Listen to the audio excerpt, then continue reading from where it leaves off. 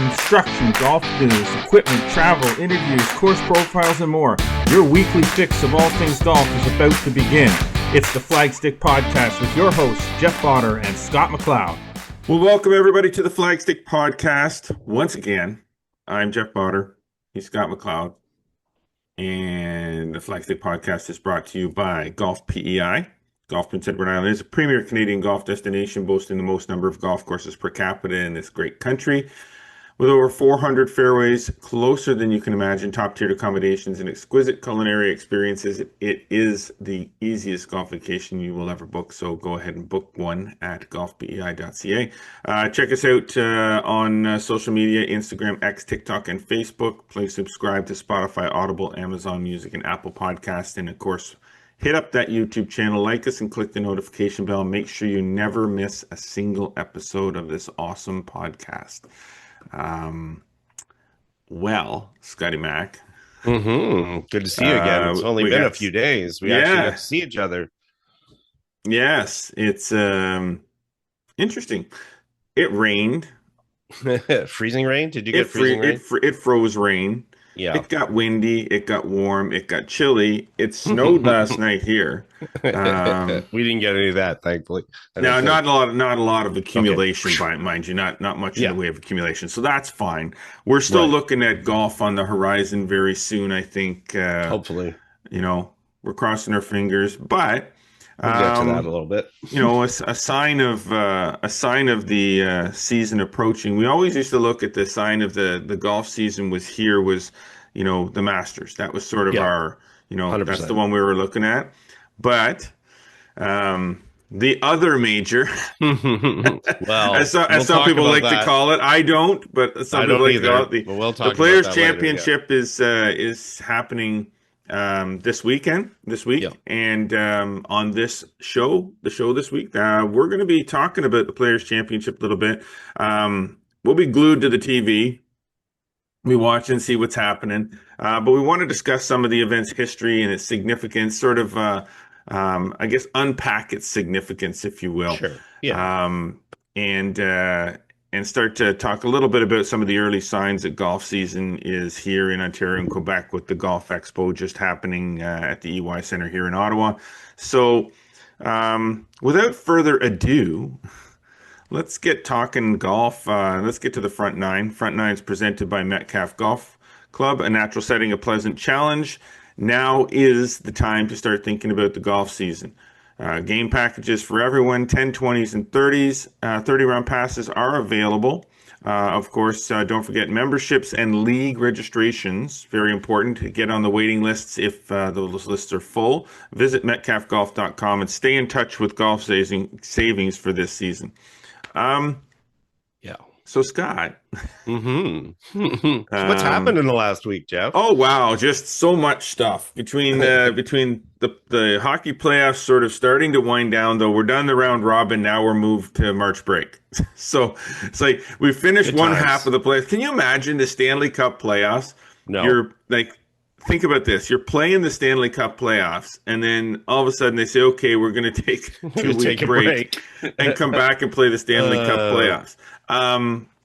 It kind of sucks. It really does. I know March break is important and it has to happen when it has to happen, but we're in the middle of the playoffs. You get momentum going and it's like, all right, we're done the first part of the playoffs. Now we're just going to take a 2-week break and we'll come back and play those one and done quarterfinal matches. Yeah. Because they're not even series, which is the stupidest thing. So the difficulty level, and hey, I hate to label all kids or whatever, but I know this happens for us with like volleyball and stuff like that. The kids go away and, maybe they have a week off or whatever, and they come back and it's like they forget everying, right? So it's just, we were probably the same when we're kids too or whatever, but I guess that's part of the thing. It's like, did we actually play the rest of the season? Well, yeah, we have to, as I keep saying all the time, we have to remember that this is not, this is minor hockey. Right, at the end of the day, it's development. Yeah. You go away with your family for March break, or you don't. You take a couple weeks off and you go skiing, or you do whatever. Like that's just the way it is. It's more of a scheduling issue with the league, but then there's only so much ice to go around, and so that's where I'm at right now. I got some March break camps happening with skill development next Nice. week, so I'll get a little. I'll be on the ice every day, so Not it's me. not. Not me. But I can't.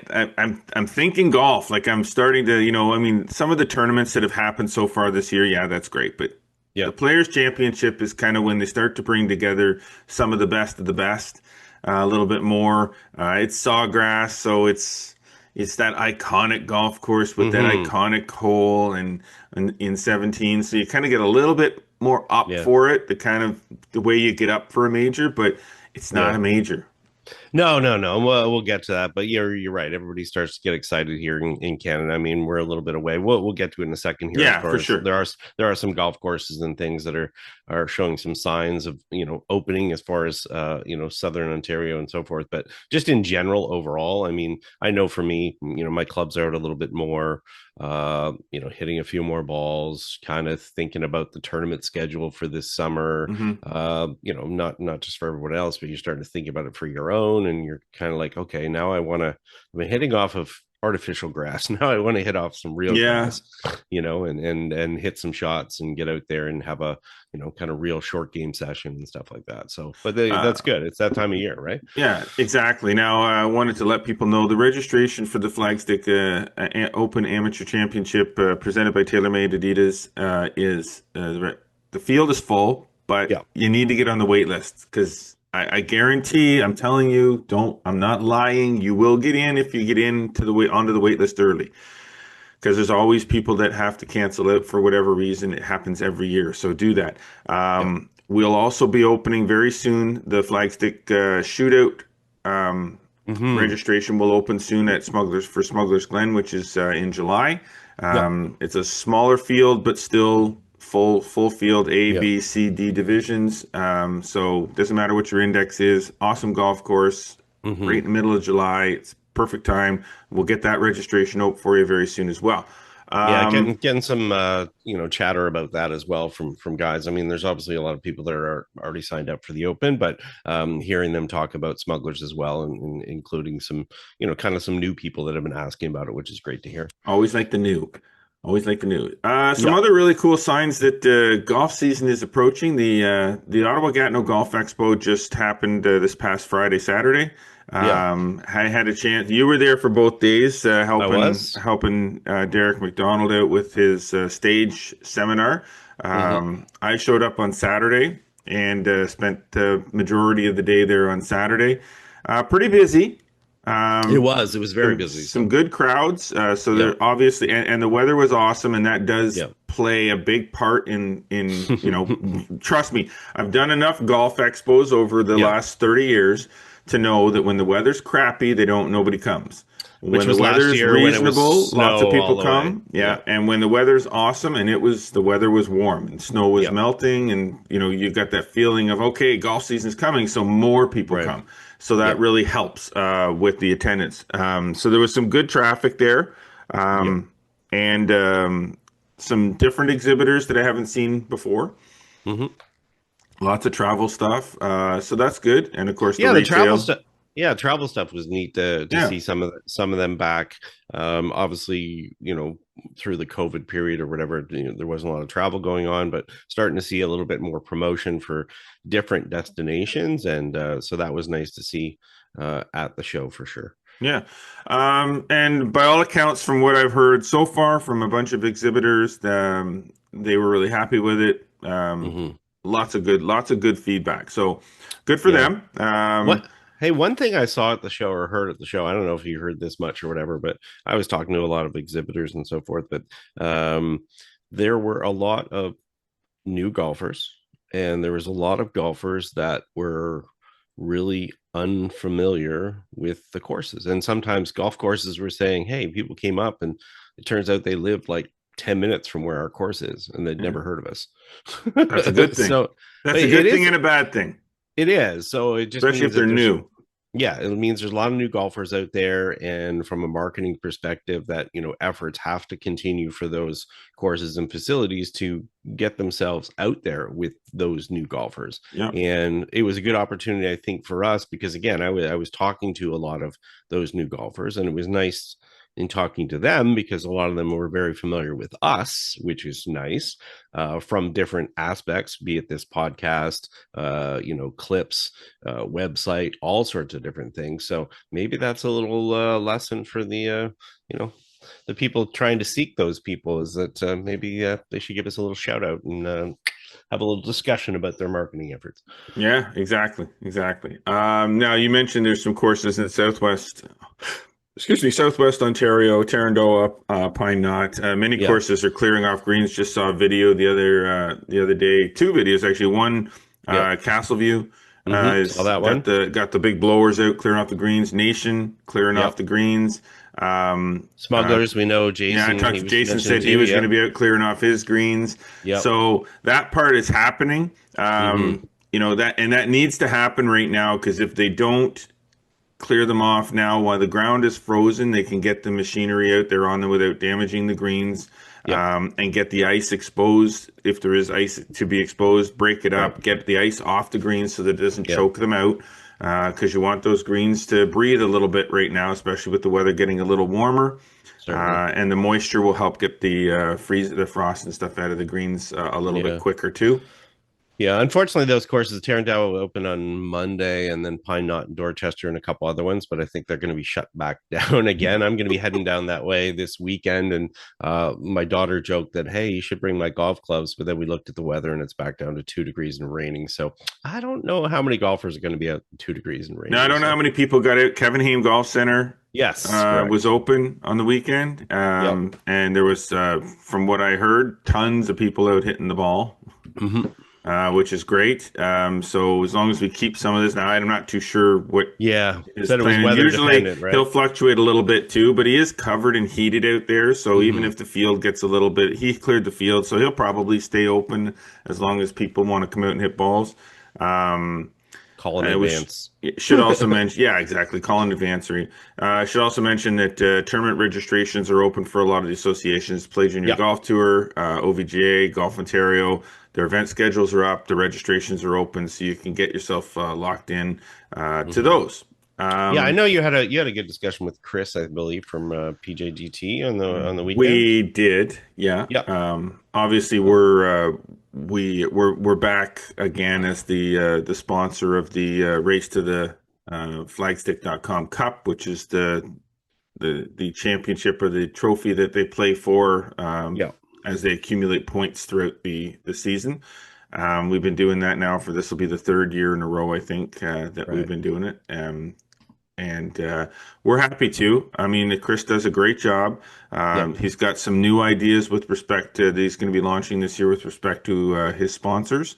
We talked about, giving the sponsors additional exposure. So it's a lot of good things happening with the tour this year. Cool. And I think I think that he knows he's gonna see some bigger crowds. He's got some great venues for his events this year. His schedule's up early. His registrations for all the events are open, as opposed to in the past he was only able to open piecemeal, little events here and there. But he's got everything is ready to go. So, this makes it a lot easier for parents who are planning things for their kids for the summer to get those registrations in. They're in the tournaments. They know what the schedule looks like, and they're not like, and then it's not like last minute stuff always registering for. So that's why even for us, important to get registrations for our 2 events open as quickly as possible so the people can plan their summers and they know they're in the field and they don't have to sit there and wait and wonder. So unfortunately, wait lists do need to happen, but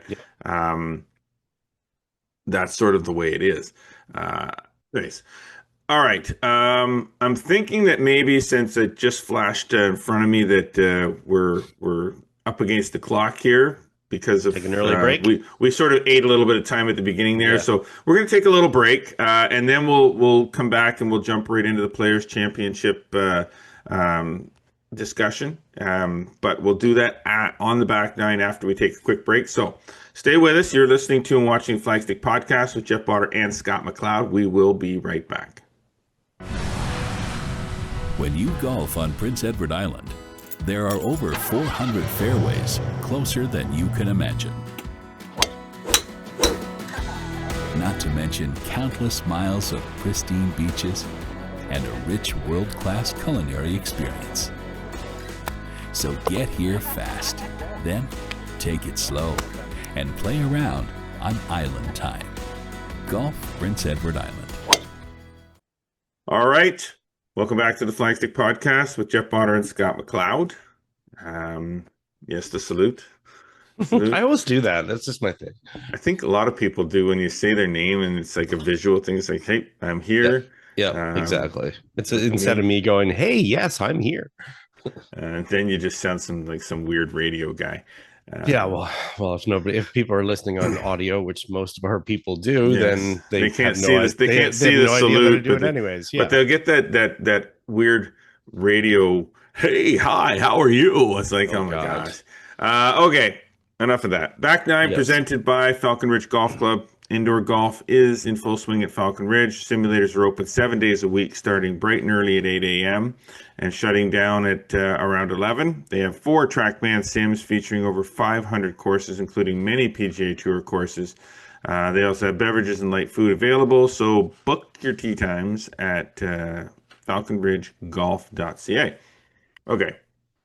Did you get your sim round in yet? I still haven't. No. I was going to. Maybe over March break I'll do one. There you go. We'll see. We'll see. I had a nice little highlight in my men's league this week. Hole in one. Hole in one in the men's league on a par 4. On a par 4. Well, I mean that's good. That's a hole in one. That's on a video game. And that's how I put it, because I had someone go. These simulators, they're so realistic now. Yeah, it was funny because someone said, "Oh, do you count that?" I said, "Do I count that for what?" And they're like, "A hole in one." I'm like, "Well, it's a hole in one on a simulated thing. That's like me successfully flying a plane on a flight simulator, but I'm not going to do that in real life." So exactly. Well, Anthony Kim had a hole in one, didn't he? Or not Anthony Kim. On the TGL. Tom Kim. Tom Kim. Yeah. He had a hole in TGL. one. Yeah. Sorry, I'm thinking Anthony Kim. I'm sure he doesn't count that among. They seem pretty excited. Yeah. Situational. All right. Anyway, Players Championship. Yes, sir. Players Championship. Iconic 17th. I think the thing is, what's funny is that 17th is the iconic hole at Sawgrass. Like that's the one everybody pays. But really, it's the loop of those 3 holes that's really kind of really exciting. 16, 17, and 18 because of the ability to score on 16, right, and the ability to have that score erased on 17 and 18 in a hurry. Yeah, exactly. You know what I mean? Like those 3 holes. Clearly the most iconic is 17, but I always when we played it, I looked at it as 17 was awesome, but the loop of them, I found 18 was the one that was hard. Yeah, because that's just daunting when you're standing there and you're looking and you're teeing off over to the left a little bit, and you've got to go across and like. There's no, and the bailout puts you in trees, right? Which is, and then we see all the time, yeah. And then the shot from over on that side, there's still the water. Now you're hitting directly at the water. Yeah, exactly. So it's like that is a very visually and I want some based on that. In talking about playing it, just a little later in the segment here. We'll just mention a few of the other holes and stuff that are out there. But what I want to start off with, though, and this is the key thing right at the start, and it'd be interesting to hear what other people's answer to this question is as well. What's your first vivid memory of the players? Like what jumps out? Like it's funny because every single person is going to be a little bit different because it may have been situational. Maybe they weren't watching a particular tournament. They were watching a certain tournament. Maybe at some point in their life, they were finally heavily interested in golf.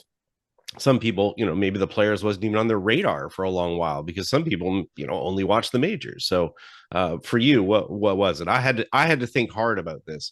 Yeah. I mean, I am having to think hard, and I saw it in the notes last night and I'm thinking, Yeah, what jumps out? Like what, for what me, really stands and out? and then obviously we're same era, but I think the first one that jumped out for me was 1992 when Davis Love won, beat out Freddie Couples, a few other golfers, Watson, Faldo was in that one or whatever, but it was Davis Love at that time was one of the longest players in the game, and he was like taking it across the corner a little bit on 16 and so forth. And that was for me, that was the first thing I could think of as far as that battle, and that was 1992.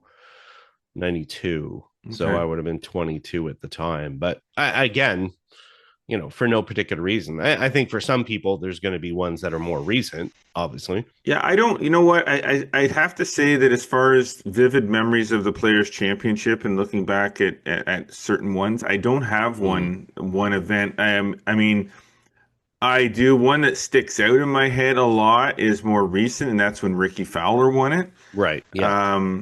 Just because of the way that he won it, and Ricky Fowler's was considered for a long time one of the best players at the time to not have yet won a major championship. Now I know the Players isn't a major, but a lot of the PGA Tour guys look at the PGA Players Championship as sort of a it's a significant event. It's a strong field, right? And to win it is a big deal. Right. Yeah. So I kind of remember that because I kind of remember the putt he made on 17 from outside the playoff, because it was a playoff he won in, right? Correct, I believe so. But yes, he charged. There was a putt he made in right. Yeah, he charged on and Ricky was like this guy, and I know my my son Brandon really liked Ricky at the time. Everybody was into the orange and everything, and it was kind of like, for him to win that was kind of really cool to see him finally win something of really significant. And that's valid. It doesn't have to be something that's kind of way back. No, there's no historical. I don't have. Yeah, I have historical memories of just watching the players and watching the shots and watching the tournament, because it's one of the ones that I would watch sort of for the most part start to finish on TV. Right. But. Yeah, we played it, and that was so it's like then it changed everything. Yeah, it did. Yeah. It really did, because you kind of have this idea of Sawgrass, and you're watching the tournament, just like, oh my gosh, it's so beautiful out there, and so these holes are so awesome, and look at this, and it's like I'd love to be able to play 17, and then when you play it, different animal. It's like, boy, oh boy, yeah. And then you realize that as hard as 17 can be with wind, we didn't play it in any wind, so it wasn't that terribly difficult. Yeah, there's a little bit, but nothing. But there's some other holes out there that are Yeah, there's a lot of holes on that golf course that you don't see that actually are, in my opinion, better holes than 17. Yeah. And we'll get that to the hero. Yeah. I just want to give some historical context. Yeah, you go history guy. Yeah, because there's just a lot of people that are not really familiar with this event, and it's the 52nd playing this year, and it's been around since 1974. And it was really started because if you think about it, the PGA Tour doesn't operate any of the major championships, so they wanted their big event that was really for the players more than anything. So that was back in 74. Now the significant part about it was really, I think, the marriage with TPC Sawgrass. That became when the event sort of was elevated, because prior to that it was moving around all over the place.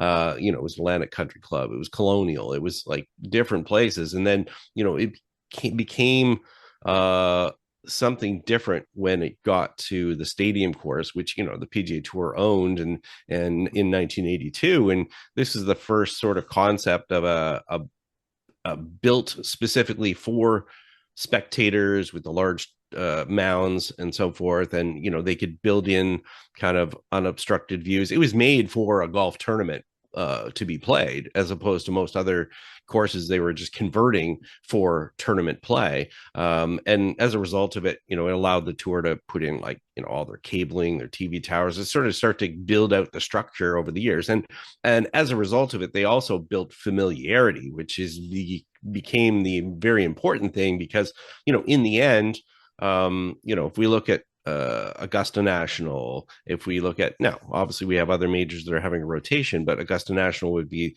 the valid comparison in saying that, if you have the same golf course you're going back to year over year, the familiarity for the golf fans, be it casual or avid, becomes an important factor because, as you've already talked about, right away you start talking about the 3-hole loop and that familiarity, and that's obviously what we see all the time.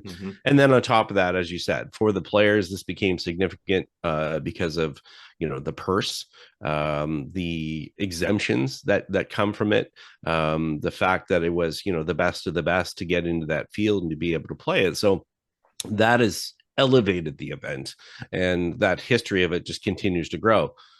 Where that goes, who knows? But it's again, it's a significant spot. We'll call it a 1B behind the majors for most tour players more than anything. And that sort of brings us to that layout, and we're talking about. And as you said, 16, 17, 18, very significant, but there's other holes that we found that were interesting that I think people need to kind of watch for if they do appear on TV. For you, what were those particular holes? I've got a few notes and stuff here if you want to bang on some of those, if these are some of them that jump out to you. But for you, from a playing perspective, what were the ones besides the last 3 that you would say said, all right, this is an interesting hole, maybe this needs a little bit more exposure, it's going to play a part in every time the Players Championship is played? Yeah, no, for me, every time I think about Sawgrass, and it's on your list, is number 4. Yeah. And that was the first because I gotta say the first 3 didn't blow me away. I mean, the long bunkers kind of that edge some of the fairways, sort of kind of, that's an interesting, neat thing. It's maybe it's a Pete Dye thing a little bit, but when we got to number 4, that was the first hole that I really sort of went, holy geez, like, and you've seen it on TV. But you don't really, until you play a hole and you see the size of the hills on the side of the fairway, you're thinking short par 4 for these guys, boom, down there, and then you got the water coming across right in front of the green, and it slopes in steeply, and it slopes back to front. So it's like if you're behind the hole and you're pitching down or putting down, you can roll right off the front of the green so easily, and it's not a deep green. No. It's shallow, and if you don't hit that fairway and you're in that rough, trying to control the ball out of it, especially on the left, super difficult. Yeah. If you're on the right and in the rough, at least you can see where you're going. If you're on the left and in the rough, I mean, there's a good chance you don't get down over top of that the big mound on the left hand side, and you can't see anything, and you're blindly shooting to a green that's a shallow green over water that slopes back to front. I mean, it doesn't get much more intimidating than that. So precision off the tee on that hole was so important. And so that's the first one that sort of clicked in my brain. And I think the thing too with that hole is that, it's 384 yards. Like, it's not 5,000 yards, it's not 500 yards. And, you think about it nowadays when you're talking about par 4s, it's length, but it shows you that a design that's shorter can still be very tricky for even the best players in the world. So other ones that followed from there, I mean, 4, like you said, I'd agree. That's the first hole that when you're standing on the tee goes, ooh, okay, I better. I know that there's a lot of talk about 17, and my brain's not braining right now.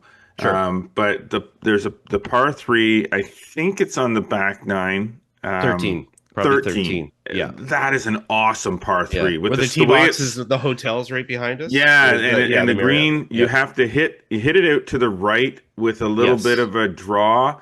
Not too far to the right because it won't come down the hill. But if you hit it sort of middle of the green to the left of it, which is a daring shot, you catch that slope and everything comes in. When they have that sort of front left pin position, it's a dangerous pin position if you go at the pin. But if you use the slope, it can come right down beside the hole. But it's like, and you got those the wood around like you do at on 17, number 17 as well. But you got it.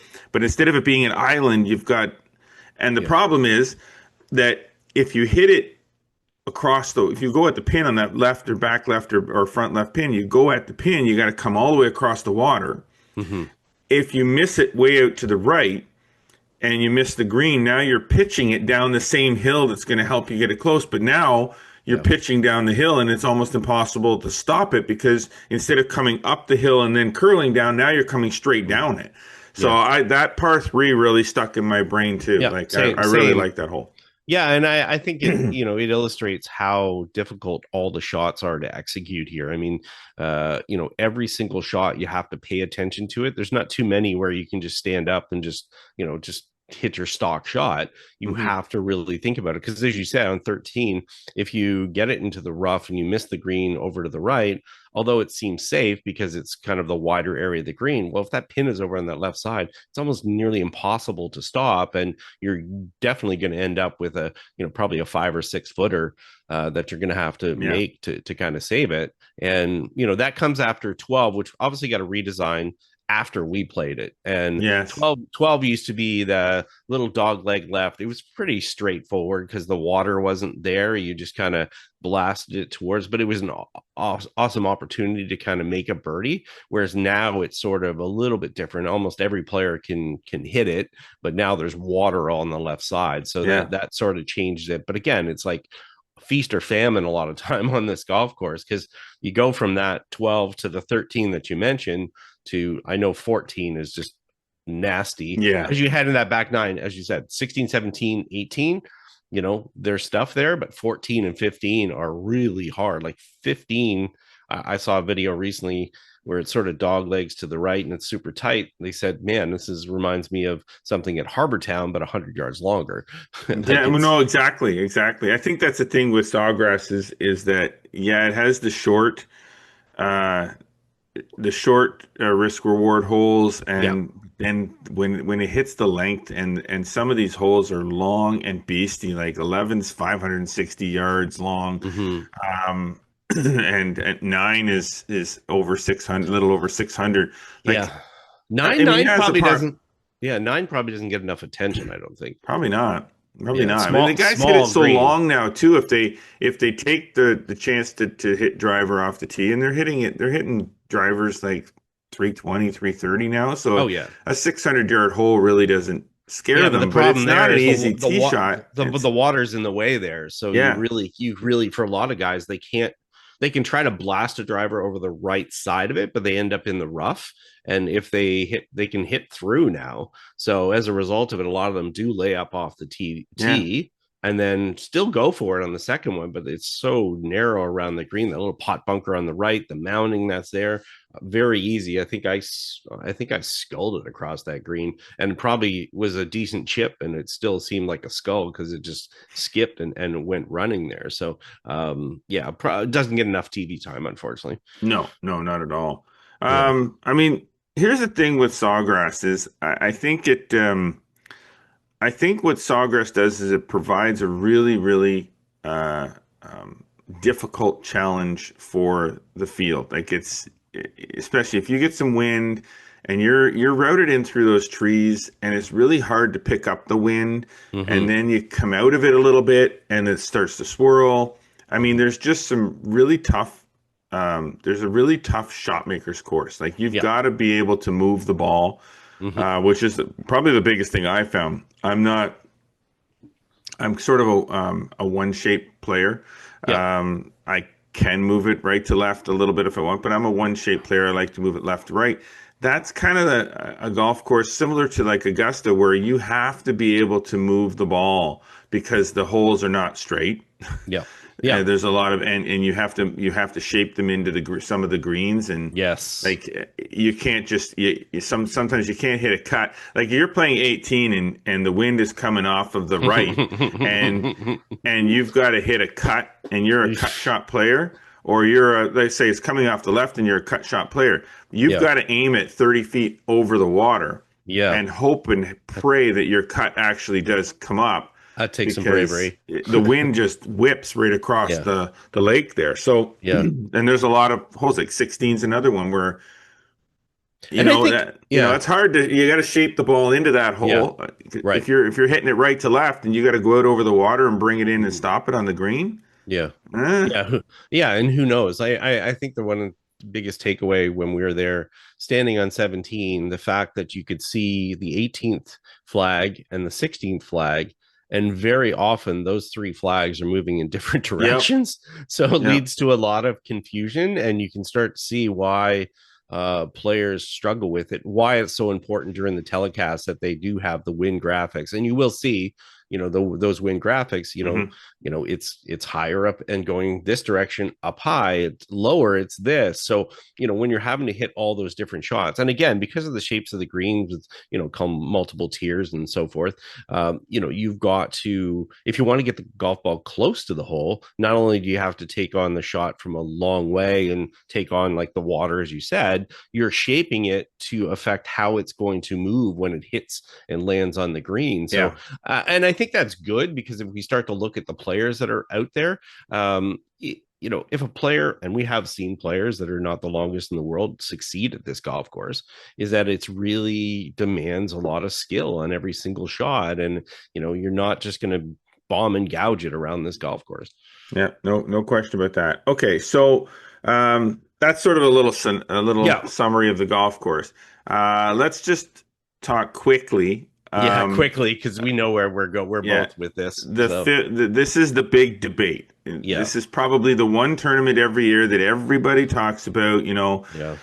Should this be a major? And the PGA Championship is a major, but should this be a major, not the PGA Championship? Well, I think the first big thing about this not being a major versus the PGA Championship or other tournaments. If at one point the Canadian Open was considered a fifth major. Sure. But the big thing is this is not a wide open field. Right. So this is the PGA Tour's championship. This is the Players' Championship. So you have to be a member of the PGA Tour to even be considered to participate. Correct. Which eliminates a lot of, which always in the past has eliminated a good chunk of the international field of players that can't play on the DP World Tour that can't qualify to play in it. So if you can't qualify to play in it, in any way, shape, or form, other than being a member of the tour, then it's kind of just like live, and not in that sense, but but restricted. It's restricted. Play. I know so exactly what you're saying. It can't be a major if it's restricted in that fashion. So that was my only argument is yes, it's a strong field of PGA Tour member players. But it's not the strongest field because it's missing players that are not members of the PGA Tour that are higher ranked, world ranked players. So, they're gonna get most of the players, but I'm with you on this one. I mean, there's a lot of discussion. Obviously, the PGA Tour sort of precipitated that by even this year for their marketing. This is major as far as pushing it or whatever. The majors as they're designated, and that was actually funny. Brian Rolap, the new CEO of the PGA Tour, during his press conference yesterday, I heard actually said, "Well, I don't even know how majors become majors or whatever." This is a guy that came from the football side of it, and really it was designated by the media back in the day. And you have to understand that British Amateur, US Amateur used to be considered majors, and then things started to change as tournaments were added and stuff over the years. So you can't artificially do this, but I'm with you in the fact that if there is no open avenue to have the best players in the world all be playing in it, I think automatically there's not many discussion that you have after that. I think it's a elevated event, as I said, a 1D event. It's certainly one that's going to get your attention, but it's also, I mean, here we are on recording on the day of the first round, and where are you normally during the first round of a major championship? You usually have some device open that you're watching and following this event. I may have glanced at the leaderboard a couple of times, but it's not like Augusta or the Open Championship or the US Open. PGA is even rough sometimes. Sunday I'll lock in. Right, exactly. But it's not like, oh boy, this is on my radar and I have to be paying attention to everything that happens right from the start. And while some people might, and some people will consider this, a major to them or whatever, I think there's certain things that will keep it from that. And if they want it to be that, those things will have to change over the years. It does have significant history now in 52 years, but it takes more than just history to make something a major. Okay, so we'll skip forward on that note. Sure. I just want to say one last thing about what I would love to see, and it's never going to happen, but I'd love to see I would love to see TPC Sawgrass host the U.S. Open. Interesting. in U.S. Open condition. So thick rough, like fast. Well, that would be back to how the TPC had years ago. Can you imagine that golf course? The wind coming through there, baked out, thick rough. Yeah. Yeah. That'd be like Pebble Beach. That'd be like Pebble Beach, Open where +4 wins. Yeah, and I think that's hard right now where it is in the schedule because it's hard to get the golf course firm. It's going to be soft this type of year. So, all right, what are some last few things that you might want to talk about here? Andy? So there were some interesting points you put here about key moments in that, which I thought were interesting because there's some that I've forgotten about. Yeah. Some that and it's let's talk about the one that really, the first one that kicks in my brain. I mean, I know the Jerry Pate splash in '82 after winning.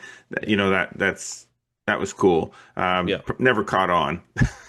No, nor should it. No. The quote when Tiger won, Tiger made the putt in 2001, the better than most. Yeah. Like that was, and we still talk about that. We still, well, it's showing so much on TV now. And I can remember we were at a golf show when that was happening. We were at a Kingston golf show. I don't know if you remember that. Yeah, I remember the Dome, and we were watching that happen.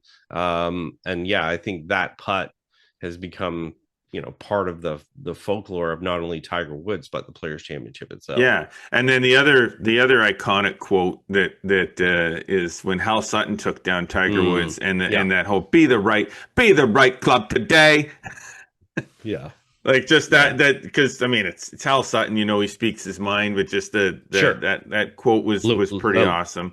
Ricky Fowler, we talked briefly about the blitz that he had where he was 6 under in his final 6 holes, and then did it again in regulation or in the playoff, birdieing 17. So that was awesome. Think about that, birdieing 17 3 times in a row. That's insane. Regulation. Once in regulation, twice in the playoffs. So. Of course, the one that hung on was the one that hung on the right side on the where he hit it, and it hung on to that right side below the hole, which you don't normally. A ball hit to the right of the pin on Sawgrass on 17 at Sawgrass usually doesn't stay on the right side of the green very easily. So kind of like Fred, staying on the bank on 12 and Augusta in 1992. Sometimes something good has to happen and you're just destined to win. Scheffler repeating, becoming the first player to do that since that was never done even by Nicklaus and Woods. So there's some cool little things. For sure. I guess we can look at what we got here. We got 5 minutes here. Why don't we just take a look a little bit at the field then, Scott? So, let's do that. What are we expecting to see? There's some Canadians in the field. Obviously, we know. What is the data and the stats? The data and the stats tell us. What do the data and the stats tell us? Yeah, when we look at that as far as Canadians in the field, Corey Connors, a T6 finish last year, so this is obviously very suitable for him. And Nick Taylor, Mackenzie Hughes, Sudarshan Yalamaraju, Taylor Pendrith is actually off to a good start here, which I hate to date the podcast, but who knows what's going to happen. Hard to say what's going to happen with those players, but rookies is always a tough time. But the players that are within that have a great experience, most people would say Taylor and Connors are probably the ones to watch. But as we look at the probabilities as far as winning, we're going to have to take out one player right away. Colin Morikawa is injured, and we might have to take 2 because we don't know. By the time this podcast come out, we will know if Rory is playing or not. He's hurt in a game time decision, so he's playing in the afternoon wave. But those 2 players were, by Data Golf, were 4.5 and 4.3%. That's the 3rd and 4th probability or highest probabilities to win this tournament. Scheffler is listed at 11%. Siwoo Kim is listed at 4.8%, and I think that has to do to his past success here. And then if you start to look at a player like Russell Henley, who's been playing very well, sneakily in the top 10 in the world, but very, very steady. We know, as you mentioned, getting around this golf course, trying to avoid trouble is very, very important. Having the ability to make a lot of putts is really good. But so those are the key ones that obviously a lot of people are looking at. Who do you like?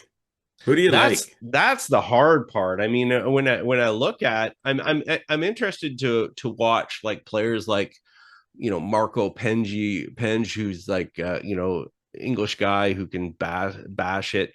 It's kind of his first time around here. I mean, you can't shy away from Scheffler, although he's been a little bit of a funk the last couple of weeks. Rory, I'm kind of taking it out of there. Morikawa was one of the guys I was really looking forward to because he's played so well of late. But I'm really keeping an eye on Fleetwood. No, I was just gonna say, oh my God. Great minds think alike. Yes. Yeah, 2 top 10s. He's been a leader, a co-leader here 3 times. He's got 2 top 10s in his last 3 starts. Didn't play his best at the API, but you look at a guy who can really strike the golf ball and stripe the golf ball. He has to be someone that you and I obviously are paying attention to him, but I would say a lot of other players are, and the fact that this is his 9th appearance here, he knows the golf course now. Yeah, I also like Justin Rose. I don't know how long Justin Rose can keep up the level of play that he's at, because I mean, he's not a young guy anymore, but he's still really experienced. He still hits it.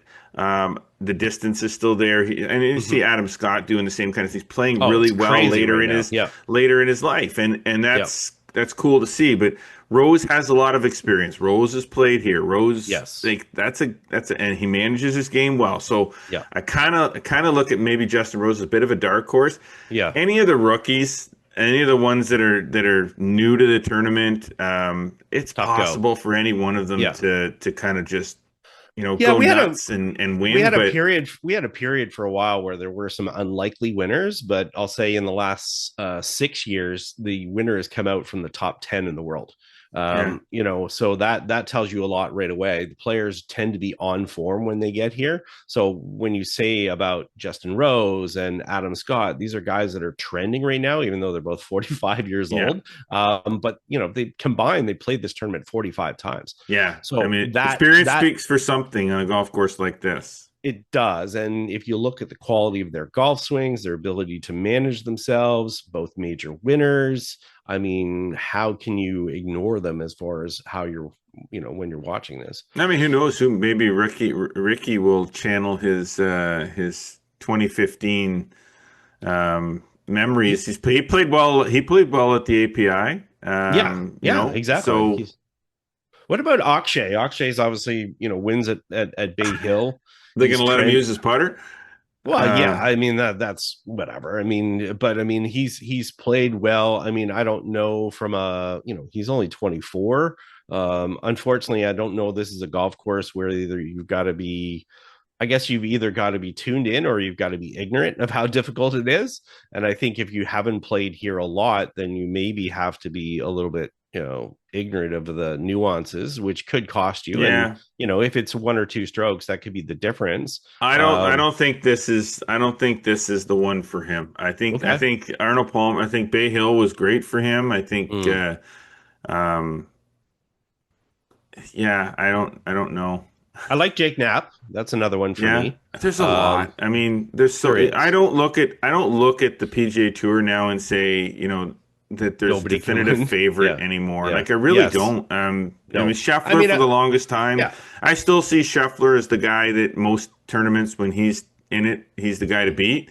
Yeah. But right now he's showing a little bit of outside of Scheffler and Rory. I mean, those are as people would call it, the horses. Mm-hmm. But it's not as deep in that element all the way down, because we just haven't seen the play by the the Spieths and Cantleys and Hovlands, and obviously Justin Thomas is coming back off being hurt. Jason Day is coming back off being hurt. So it's like, it would be nice if there was 10 or 12 guys that were just really on their game right now, but I don't know if there is.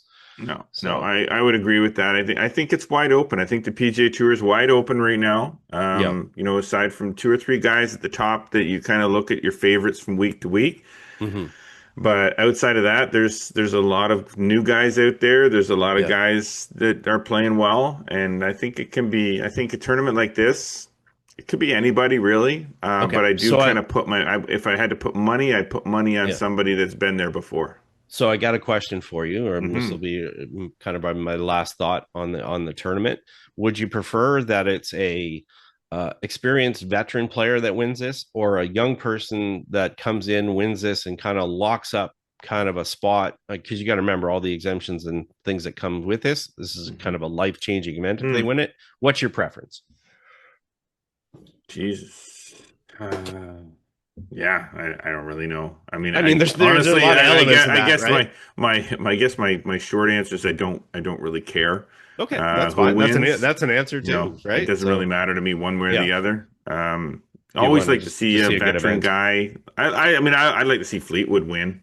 You Yeah. know, I like Fleetwood, so I'd love to see Fleetwood win. But if it's a rookie that locks up his spots for a while, Yeah. sets himself up, then I got no issues with that either. Yeah, I guess as long as it's a compelling story. But yeah, I think that trio of guys like Rose, Scott, Fleetwood. I'd like some players maybe of that ilk that maybe. Yeah. I mean, Scott won it in 2004, but the fact that if he could win it 22 years later, that would be a pretty cool storyline. So Sure. yeah, I'm just watching for interesting storylines, but I'll certainly be watching come Sunday. There you go. Won't we all? Yep. We all? All right. Well, there you got a little bit of everything on the Players Championship. Hopefully that fills in the blanks in your memory if you're trying to understand the event a little bit more. Pick your own winners, or don't. Watch or don't. There you go. But thanks for watching and listening to us. And thanks to our sponsors, Metcalf Golf Club, Falcon Ridge Golf Club, and of course our presenting sponsor, Golf PEI. Golf Prince Edward Island is the premier Canadian golf destination, boasting the most number of golf courses per capita in the country, with over 400 fairways closer than you can imagine, top-tiered accommodations, and exquisite culinary experiences. It is the easiest golf vacation you will ever book, so book it. golfpei.ca. Again, hopefully you've enjoyed watching and listening to us this week. Be sure to follow us across all social media networks, Instagram, X, TikTok, and Facebook. Subscribe to us on Spotify, Audible, Amazon Music, and Apple Podcasts. And don't forget the YouTube channel. Like us and click the notification bell. Make sure you never miss a single episode. Get over to flagstick.com for more amazing golf content delivered every single day. And be sure to subscribe to the Flagstick Digest newsletter, delivered to your inbox 3 times every week. But as always, we do appreciate you tuning in. Until next week, I am Jeff Potter. I'm Scott McLeod. Always remember, go for this thing.